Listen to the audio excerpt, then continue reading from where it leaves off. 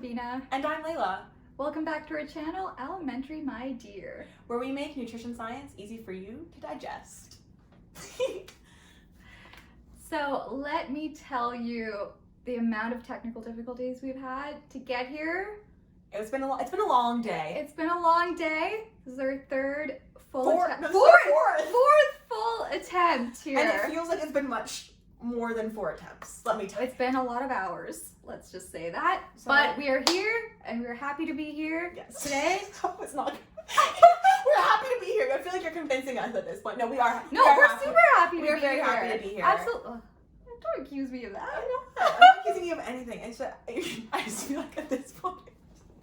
We're gone a little loopy. We are. We have. But we're really excited because we're going to talk about calories. Calories. Everyone's favorite topic when it comes to food and nutrition and health. It's always calories. So let's get right into it. So yeah, I think calories was definitely going into my nutrition dietetic training. Before that, I've heard of it. It's literally everywhere, as we just said, but I don't think I actually knew what it was. Like, I knew foods that had more calories were bad, and foods that had less calories, I guess, were supposed to be better. And I was like, oh, is this like some molecule that just makes you gain weight? What is a calorie? Yeah, I think that's the same boat that a lot of people are in, and I think that's why it's worth talking about, because calories do get to just be associated with weight-related things. You know, whether you want to gain weight or lose weight, you talk about calories, and you don't really talk about it in any other context, which is why I think it's worth kind of, you know, unpacking this a little bit and maybe dispelling some myths or maybe misconceptions about it. Yeah, I think the first time I kind of really started to understand what a calorie was like grade 11 or 12 chemistry, I want to say, some science class, and we burnt something. I don't remember what it was, but we did burn something, and to heat up water, and we had to measure it, and we used the word calorie, and I remember thinking at the time, is that like the same kind of calorie as food? Is it not? And it turns out it is, because a calorie is a unit of energy, a measurement for energy, and a calorie in food is the energy contained in a food. Yeah. So the official definition of a calorie is the amount of heat or the amount of energy that it takes to raise the temperature of 1 gram of water by 1 degree Celsius, which is all kind of wishy-washy. Like, what does that have to do with food, right? Like, that's why we're here, because we want to know what it has to do with food in our bodies. So let's get right into that. Yeah, so when you're burning something, or like what I did in my science class, we burnt it, you're kind of breaking the kind of chemical bonds in the food, and that releases energy, and that's what heats up the water. And so when you're talking about calories from food, it's you eat the food, you digest it, you bring it into your body, you store your carbohydrates, your fat, your protein, whatever it is, and then your body, when it breaks it down, is how much energy it releases and allows your body to use. Yeah. And you might have noticed in a lot of our products, and like when you go to the grocery store, a lot of the food products, the prepackaged foods that you buy, you might have noticed if you turn the package to the back, there's a little table on the back, and it's called a nutrition facts table. And usually the first line item on there is calories. And that's what it's talking about. It's the amount of energy in the food. And actually in places like Canada and the US and the UK and a lot of other countries as well, it's actually regulated. These countries, they require food manufacturers to put that information on their products in order to inform consumers so that they can make, you know, informed decisions. So we're actually going to show you some. Right, let me go get them. Yeah, we're just going to run to the kitchen and grab some. All right, so I got some products here. These are some of my favorites. We have Nutella. Who doesn't love Nutella? Can I tell you a story? Yes. When I was in elementary school, grade 5 specifically, I had Nutella sandwiches every single day for lunch. That's a lot of Nutella. Every single day. But I fully don't blame you. I would have a Nutella sandwich every day now. Or just honestly, eat it by the spoonful. Yeah, that was me all of grade 5. Every day after school. I used to like get my mom to buy me like the Costco Nutellas. Yes, that's key. That's key. And then we also have condensed milk here. And then do you want to show your facts table first? Get out my beauty YouTuber here. So we have our PC brand condensed milk. That's the nutrition facts label. I have no idea if you can see this. Yeah. But if you can't, we'll pop it up on the screen. So yeah, there's the nutrition facts for condensed milk. And I'll just show you the Nutella one. Again, we can't really tell if you can see it, but We'll put it on the screen. yeah. Yeah. So tell me about your calories and your Nutella. Okay, so this 1 tablespoon has 100 calories. Well, mine in 1 tablespoon has 70 calories. Interesting. So maybe we should talk about why they're so different. Yeah. I mean, they're not that different. They're not that different, but like it's the same amount. It's the same amount. For a tablespoon, that's a pretty big difference, right? So the reason that different foods have different amount of calories is because there are 3 energy yielding nutrients that our bodies use. That's carbohydrates, proteins, and fats. I'm sure you've heard these terms before.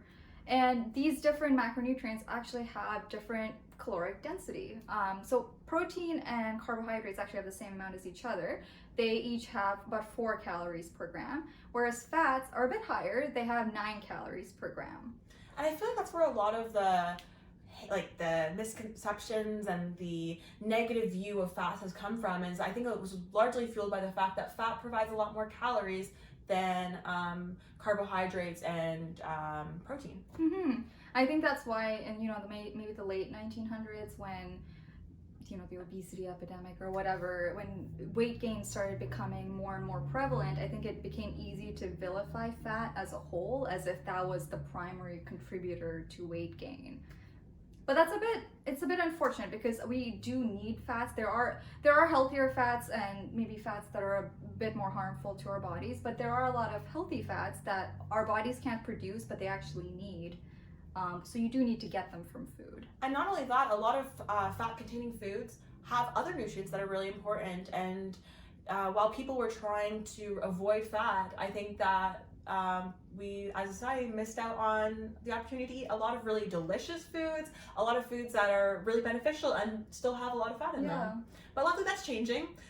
In a way maybe too far with the keto and the carnivore diet, but it is changing luckily. Yeah, we'll talk about the keto diet a little bit later in a different video. A different video. Yeah, and the carnivore diet too. Yeah. So should we compare the macronutrients of our 2 products? Okay. So mine has, I'll start with carbohydrates. Sounds good. 11 grams of carbohydrates in the tablespoon. Same here. Same here? Same Okay. here. So they both have an equal amount of carbohydrates. 2 grams of protein per tablespoon. This only has 1 gram of protein. All right, but they're still pretty similar. Yeah, still pretty close, not that far off. All right, so I think that just leaves really the fat as the biggest source of difference here. So I have 1.5 grams in 1 tablespoon. And this has 6 grams of fat. So you can see just those few grams make quite a bit of difference between the calorie content of the Nutella versus the condensed milk. Exactly. So are you saying when I eat this, there's definitely 70 calories in each tablespoon? And when I get my tablespoon out and eat my condensed milk, I'm definitely getting 70 calories because it's on the label, right? That's an excellent question, Layla. That's a really important thing to talk about too, because as we mentioned before, a lot of countries, including Canada and the US, they are required to put the calorie content of foods on their labels, but they're actually legally allowed to be up to 20% off. So the actual amount of calories in there could be 20% higher, it could be 20% lower than the label. We don't really know. And I mean, this isn't to say like the food industry is like trying to be malicious or as much as you like, hear like big food is trying to poison us all. This is not a case of that. Yeah, it's more that, even measuring the amount of energy in a food, it's not a perfect science. And it's also really important to remember that depending on how, not just in these types of products, but certain things like the way you cook it or prepare it, or like the kinds of foods that it's paired with, it can really affect how much your body can actually absorb. Even though it technically might be a certain amount of calories, what your body is actually able to absorb and use might be different. Also, just like the irregularity of food, so I know that they use hazelnuts to make Nutella.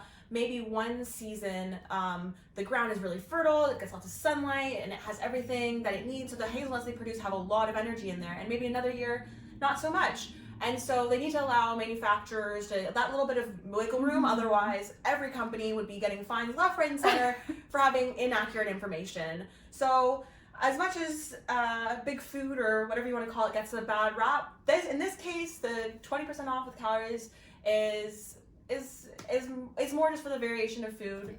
Yeah. Exactly. And I think a lot of times people, that do care a lot about how much calories they're consuming, they tend to rely on these labels a lot in order to be able to calculate against their needs or what they think are their needs.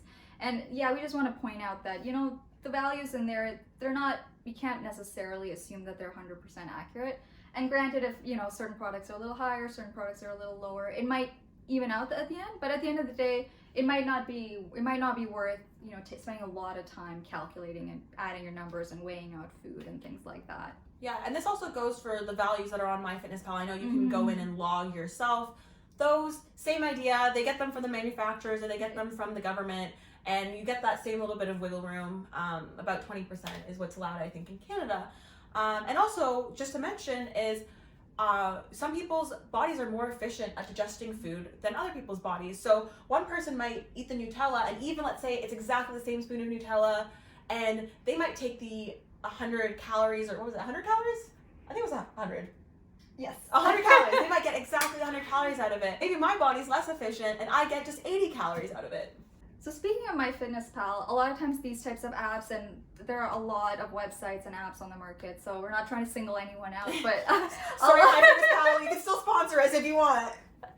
But a lot of these apps and websites and resources, they tend to use a very simple formula, and it takes into account a few variables that are all very valid, like sex and age and height, weight, even activity level. But it's important to remember that your caloric needs depend on way more variables than that, like way more than, things like height and weight and your sex. These are things that you can easily find out, but something like your hormone levels, your hunger hormone levels, your satiety hormone levels, your how stressed you are, how much you slept, maybe your muscle mass. Your muscle mass. These are things that, like, even as you age, things change. Exactly. And things like that, so. And these things are much harder for an individual person to measure or have accurate data on a regular basis, which is why these formulas don't really take those things into account. But because of that, you kind of have to take that value with a grain of salt, because it's not able to take all these things into consideration. So not only are the calorie labels on foods not that accurate, but even these formulas and stuff they may not represent your needs as much as you think they do.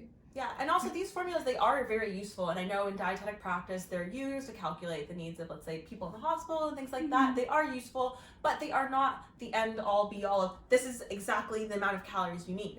Actually, I used to work in a research facility at Ryerson, and we did exercise and metabolic and body composition testing. And one of the interesting tests we had there was called the resting metabolic rate test, and that tells you how much energy you use at rest. And that uses the amount of oxygen you take in and the amount of carbon dioxide you produce to give you a way more accurate estimate of how many calories you use while at rest.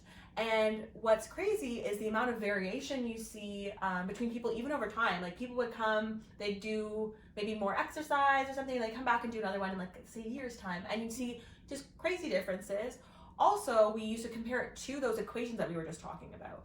And sometimes the difference would be almost pretty much exactly the same, maybe 10, 20 calories, not anything crazy. But some people, it was off by 300 calories either way. So it's really interesting to know, and that just highlights the thing of what Rubina was saying about how hormones affect things, how disease states affects things, and really using those apps can be a helpful indicator and guide, but they don't necessarily capture the full picture or the most accurate picture that doing these metabolic tests would. Yeah, absolutely. And I think the reason this is worth talking about is because there are people that really rely on these formulas and these apps and the food labels and especially if people that are interested in losing weight or gaining weight, and people really rely on these numbers. So let's talk about that. What is the relationship between calories and weight gain or weight loss? Is there a relationship, or is that just a myth? Yeah, and it's something I've been seeing a lot online is people talking about, oh, it's not just as simple as calories in, calories out. And that's true and false in a certain way. It's true in the sense that calories in, calories out, that is thermodynamics 101. And as much as we'd love to, we cannot change the rules of physics. But when people say that it's not just that, it's the fact that there is so much variability, like we talked about. The calories in portion, you have the factor that Food labels are not necessarily the most accurate. Bodies all digest things differently and take different amounts of calories from things. Some bodies are more efficient, some are less efficient. So that affects the calories in. And then the calories out as well. That's, I think, what most people kind of talk about and focus on is some people, their bodies are using more energy to do just like basic living tasks, keeping you breathing and that kind of thing. And some people's bodies use less. It's kind of, it's variable. It's very dependent on genetics, quite a few different factors. Yeah, and even for the same person, it can change over time. You might be, you know, even things like fidgeting and moving around, like all these little things that these formulas and things don't take into account really. You know, one day you might be a little more active than another day, and you might, even if it's not intentional exercise. Exactly. At the end of the day, like you said, the calories in, calories out, when it comes to when you boil it down to just those things, there is truth to it, even though, of course, like we said, there's a lot of variables that actually go into what are your true calories in, and a lot of factors into what truly is the calories out for you as a person today versus tomorrow versus someone else today or tomorrow. And a lot of those variables are not things that you can control. A lot of these, like maybe even most of those things, you can't really directly control. And they're almost impossible to measure as well in any sort of accurate or accessible or inexpensive way. And even if you could, it probably wouldn't be a good use of your time. But yeah, so that's where that little bit of nuance is. So Exactly. And so I guess we could talk about weight maintenance. So if I want to keep my weight exactly the same, looking at that thing, we can use calories in, calories out. All that means is that I need to eat the exact same amount of calories as I am putting out through moving and just through living and all those different things. But then we get back to the issue is it's hard to measure for sure. But that shows that to really make sure that you're eating enough or not too much to maintain your weight as it is, if that's one of your goals and that's what you want to do, really just making sure that your weight stays stable is a pretty good way to do it. And this isn't to say that you need to weigh yourself every single day and that you want to make sure that your weight is the same day after day after day. It's more just over the weeks, over the months. If your weight stays relatively the same, chances are that you are taking in roughly the same amount of calories as you're using. And the reason that we don't really encourage or think that it's really worthwhile to weigh yourself day after day is because there's so many factors that will change your weight, like depending on your size and your sex and things like that. Like your weight could fluctuate like 10 pounds a day even, and just based on how much you eat, sometimes if you have a lot of sodium, you might be retaining more water. If you've gone to the bathroom or not. There's so many factors, and I think for a lot of people that can play with your mind, like I said, it's hard to, you can't necessarily know for sure where the weight's coming from, but there's so many factors going on that it's more about the average over time, if that's something that you're even interested in monitoring. Also, I will note that it's almost impossible to gain a substantial amount of like body weight in a day because the amount of it's almost impossible to gain a substantial amount of body weight in a day. So if your weight's going up 2 pounds in a day, that's probably water. It's probably you ate food, something like that. Yeah. So just over time, keeping things stable. And also, we also like to think of things as like a day-to-day basis. So it's like, oh, I ate this many calories today and I expended this many calories today.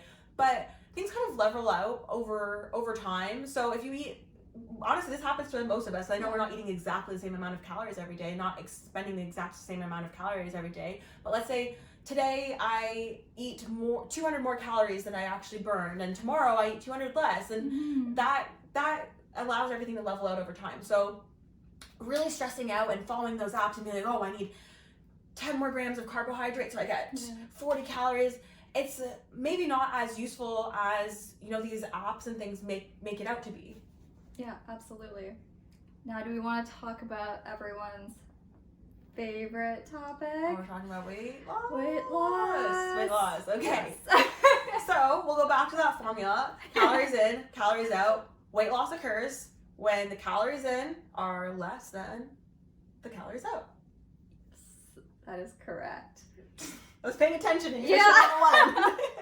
So basically, over time, what tends to happen is if you are in a calorie deficit for an extended period of time, your body obviously still needs fuel, and therefore will kind of tap into whatever is already in your body. And body fat is actually a great use for that. That's a significant portion of its purpose is stored energy. So if you are in a calorie deficit and you aren't taking in as much food as your body needs, it will start to kind of rely on these other sources.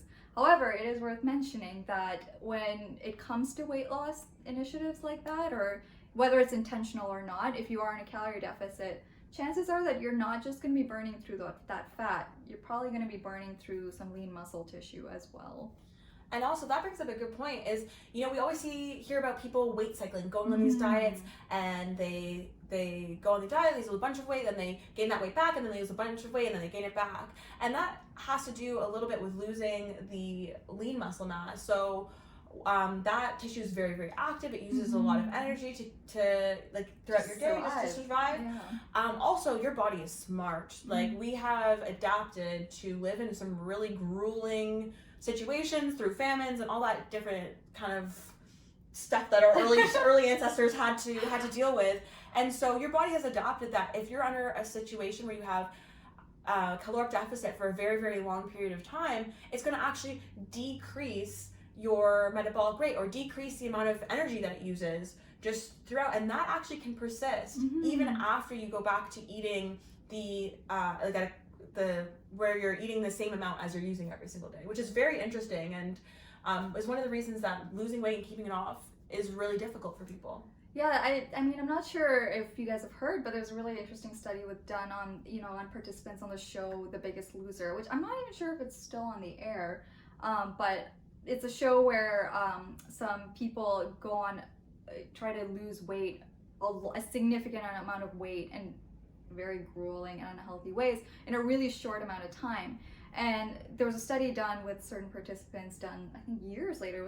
They were followed up years later, and it was found that their metabolic rate was actually lower than what would be expected for someone of their height and weight. So basically, when they did successfully lose weight while on the show, like Layla mentioned, their bodies adapted to need less energy, and therefore their metabolic rate lowered, which means that they basically would need less food just to maintain compared to what they needed before. So that energy out component is just, it's going down. There's less energy out, and that is nothing to do with them. They could, like on those shows, they had them exercising all these like all day and eating like 2 pieces of broccoli a day and all these different kind of things.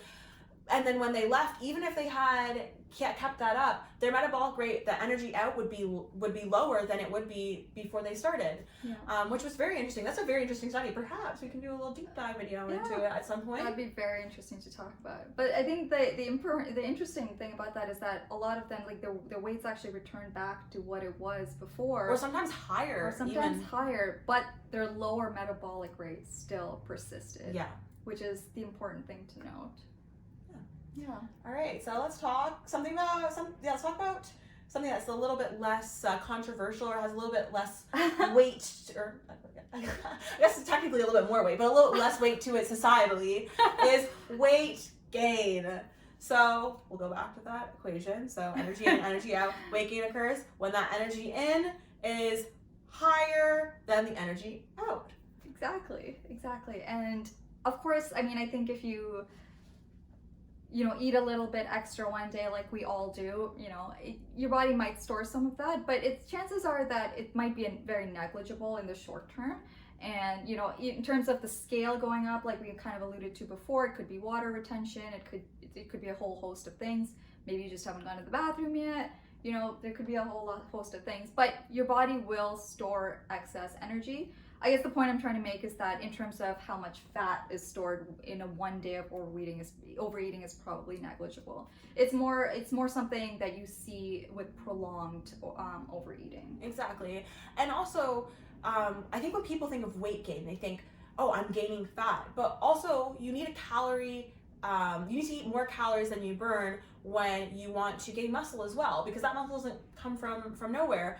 So I think we have this really negative view of weight gain in society, but if that's one of your goals, is to become more muscular, you need to gain weight to do that. And I think that we've seen right now like a shift, I guess, in our like beauty ideals from like a very, very slim, tiny person to like more thick, with like 3 Z's kind of person. And you see all these videos of people in the gym working on doing different machines and things like that, but we still also have this focus on not eating too much and watching your calories and all these different things, but you will not be able to achieve like having nice big muscles if you don't eat to gain those muscles. So gaining weight has a purpose too, you know? Like that can definitely be a goal, and I think we really like surround weight gain with such a negative view. Yeah, and as a result, like even calories, it just has such a negative connotation to it. And I guess like the point we're trying to make is that you don't need to be afraid of calories. We literally need it to survive. It's literally a measurement of energy, and you know, viewing it in that way as something that's letting you live your life and do all the things that you want to do. I think it's a shift, like a mindset shift that could be really useful for some people. I think so too. Yeah, and that's not to say that calories aren't an important piece of information. Like they can tell you a lot about a food, they can tell you about the exercise you're doing, and they're out there for a reason. They are useful, but they're not the end all be all of health and wellness and weight. There is a lot more to it, and hopefully we'll cover those in some more videos. Absolutely. All right, so I guess we'll do the little spiel now. Yeah. So follow us on our Instagram. If you have any questions, shoot us an email. And like, follow, and subscribe, and hit that little notification bell so you receive updates about all of our videos. Thank you for watching. Okay, bye. Bye.